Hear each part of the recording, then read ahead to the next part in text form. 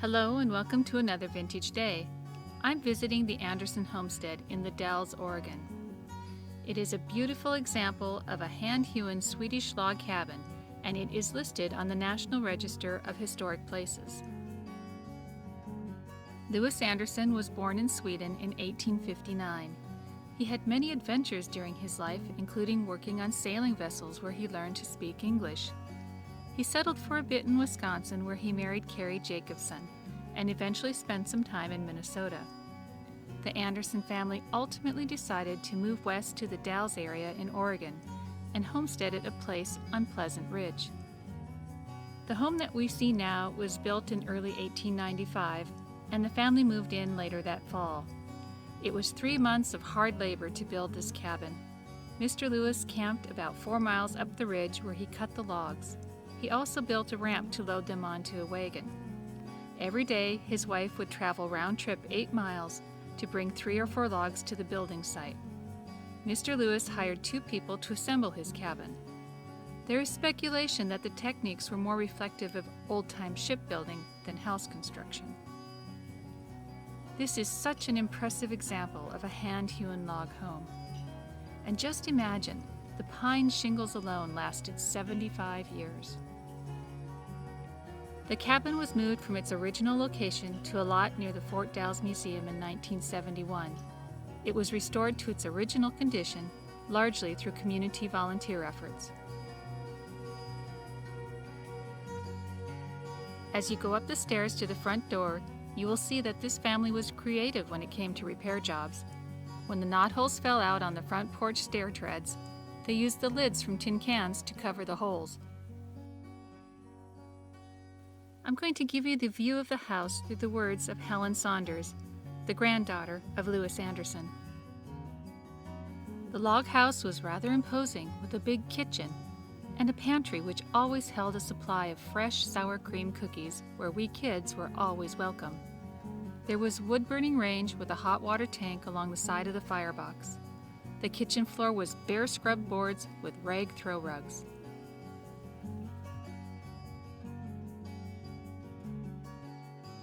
The living room had a wall-to-wall carpet, padded with straw and made of woven rags, which I am sure my grandma made, as she had all the makings for such things in a little room under the stairwell, where we children were only allowed a quick peek. There was a platform rocker and sort of a chaise lounge covered in velvet. There was a flat-bellied wood heater and a square table on which stood a kerosene lamp. A lower shelf on the table held a magical stereoscope with a number of wonderful pictures which could carry you to faraway places. Just off of the living room was a former bedroom, but it was turned into a sewing room and a place to make rag rugs. Children were not allowed into this room. Behind the entrance door to the kitchen was a stairway to the upper floor where there were 2 large bedrooms. One was where my mother and sister slept, and the other was for my 2 uncles. Besides these rooms, there was a large open area that was nearly empty except for a very fascinating old sewing machine that made a chain stitch. Helen Saunders has wonderful memories of this cabin. And this is a very well-designed small home for its time. But can you imagine living in a small house like this with a family of 6 nowadays? And of course, there was no indoor plumbing. Helen goes on to describe the room behind the wood-burning range as the bedroom of her grandparents. Just imagine 2 people and all their personal items fitting into this room. It is currently shown with a twin bed, but I assume they had a larger bed at the time.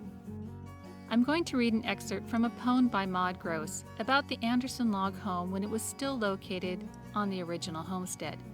It was written in April of 1969.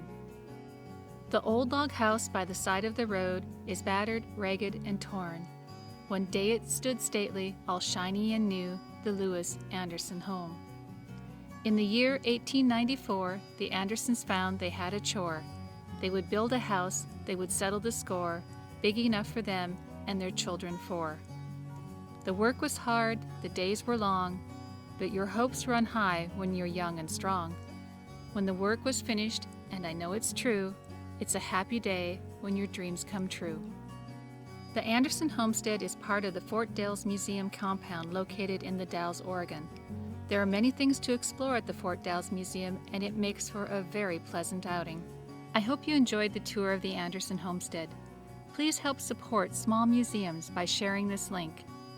This video was made possible by generous donations from viewers like you. Please join me again on my next adventure here on Another Vintage Day.